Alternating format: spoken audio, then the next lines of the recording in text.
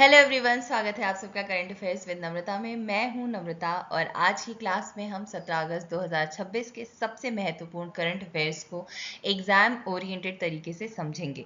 कावेरी जल विवाद से लेकर REITS, PLFS, रक्षा अभ्यास, ECMS और कृषि से जुड़ी महत्वपूर्ण खबरों तक आज के सभी जरूरी टॉपिक्स को शॉर्ट और आसान तरीके से कवर करेंगे। तो चलिए बिना समय गंवाए शुरू करते हैं आज की करंट अफेयर्स क्लास को।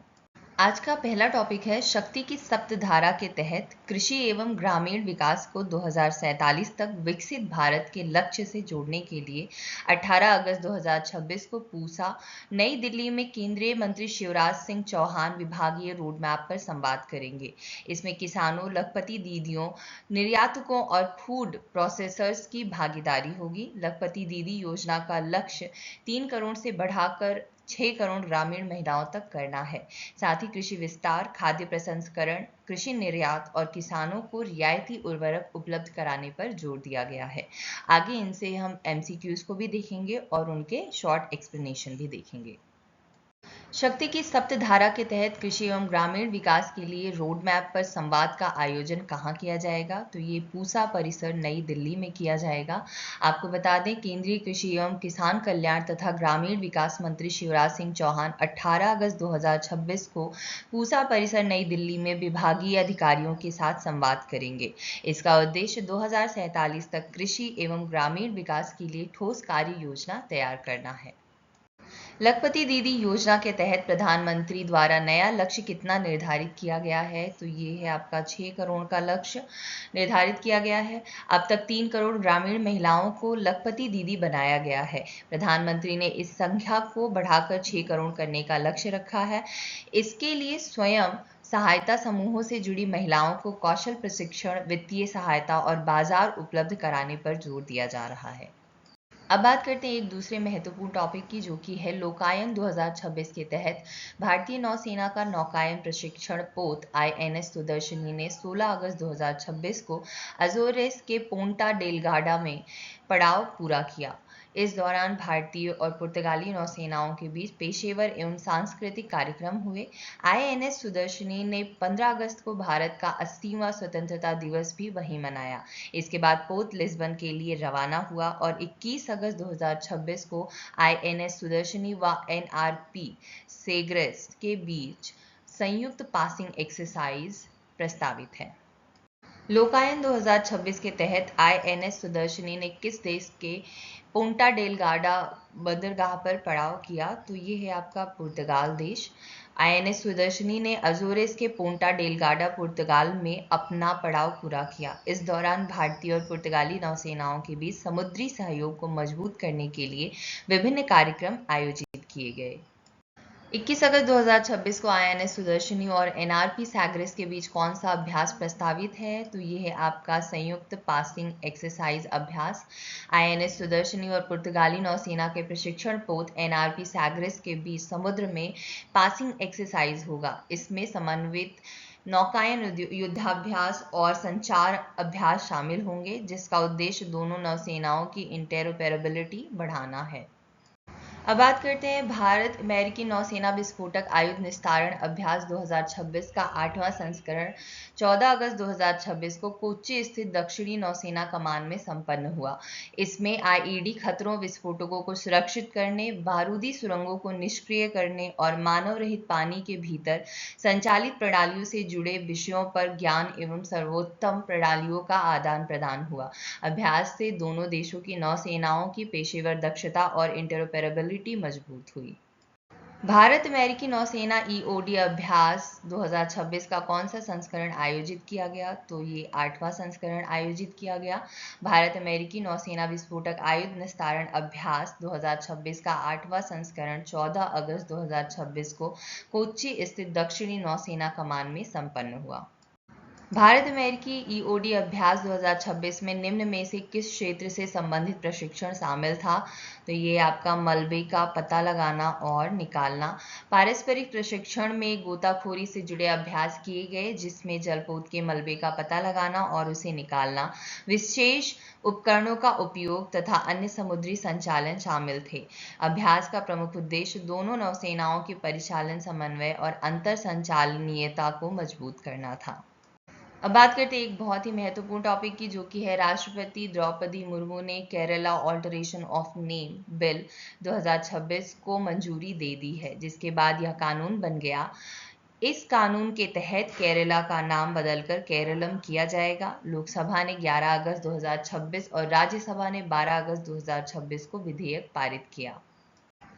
केरला का नाम बदलकर क्या किया जाएगा? तो ये है आपका केरलम। राष्ट्रपति की मंजूरी के बाद Kerala alteration of name bill 2026 कानून बन गया है और इसके तहत केरला का आधिकारिक नाम केरलम किया जाएगा।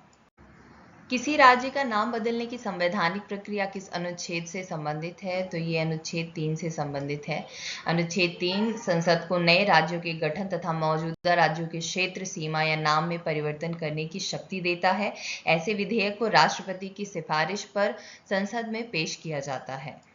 कावेरी जल विवाद में सुप्रीम कोर्ट ने 17 अगस्त 2026 को फिलहाल स्थिति की निगरानी करने का निर्णय लिया।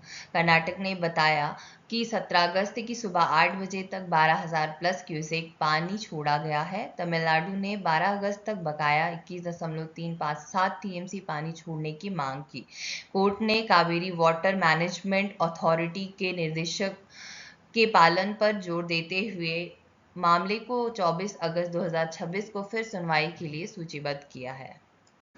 कावेरी जल विवाद में जल आवंटन से संबंधित निर्देश जारी करने वाली संस्था कौन सी है? तो ये है आपकी CWMA यानी कावेरी वाटर मैनेजमेंट अथॉरिटी। आपको बता दें CWMA कावेरी नदी के जल बंटवारे से जुड़े प्रबंधन और आवंटन के लिए प्रमुख वैधानिक संस्था है। तमिलनाडु ने सुप्रीम कोर्ट से कर्नाटक द्वारा CWMA के निर्देशों का सख्ती से पालन सुनिश्चित कराने की मांग की है। तमिलनाडु ने 12 अगस्त 2026 तक कर्नाटक से कितने टीएमसी पानी बकाया होने का दावा किया? तो ये है आपका 21.357 टीएमसी। तमिलनाडु ने सुप्रीम कोर्ट से कर्नाटक को 21.357 टीएमसी की बकाया मात्रा जारी करने का निर्देश देने की मांग की थी। कोर्ट ने फिलहाल प्रगति पर नजर रखने और 24 अगस्त को मामले की अगली सुनवाई करने का निर्णय लिया है। भारत में 6 listed REITs real estate investment trust ने Q1 FY27 में 4.85 लाख से अधिक यूनिट होल्डर्स को कुल 3,136 करोड़ वितरित किए। इनके गठन के बाद से कुल वितरण 34,800 करोड़ से अधिक हो चुका है।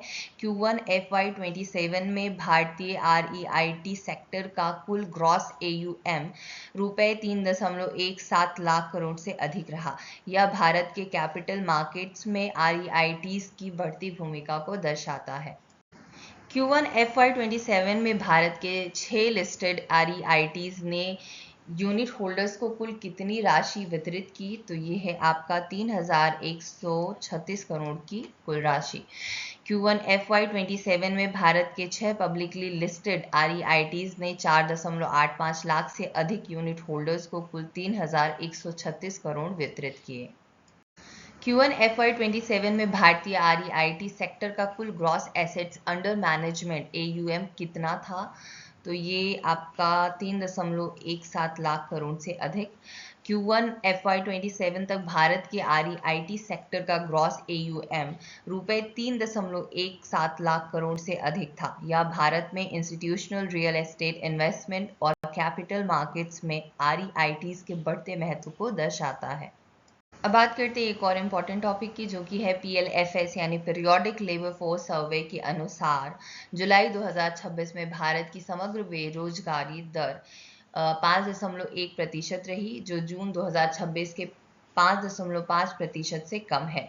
ग्रामीण बेरोजगारी दर 5% से घटकर 4.5% हुई, जबकि शहरी बेरोजगारी दर लगभग स्थिर रहते हुए 6.7% रही। यह सर्वेक्षण NSO यानी नेशनल स्टैटिस्टिकल ऑफिस द्वारा जारी किया गया। जुलाई 2026 में भारत की समग्र बेरोजगारी दर 15 वर्ष और उससे अधिक आयु कितनी रही? तो ये आपका 5.1% है। जुलाई 2026 में समग्र यूआर 5.1% रही, जो जून 2026 के 5.5% से 0.4% अंक कम है। यह आंकड़ा PLFS से प्राप्त हुआ है। जुलाई 2026 में ग्रामीण और शहरी बेरोजगारी दर का सही संयोजन कौन सा है? तो ये है आपका ग्रामीण का 4.5% और शहरी का 6.7%। आपको बता दें जुलाई 2026 में ग्रामीण यूआर 4.5% रही, जबकि शहरी बेरोजगारी दर 6.7% रही। यानी शहरी क्षेत्रों में बेरोजगारी दर ग्रामीण क्षेत्रों की तुलना में अधिक थी। तो ये रहा आज का इम्पॉर्टेंट करंट अफेयर्स सेशन। अगर वीडियो पसंद आई हो तो प्लीज़ वीडियो को लाइक करें, शेयर करें, चैनल को सब्सक्राइब करें। मिलते हैं अगले वीडियो में कुछ और इम्पॉर्टेंट क्वेश्चंस के साथ। तब तक के लिए नमस्कार।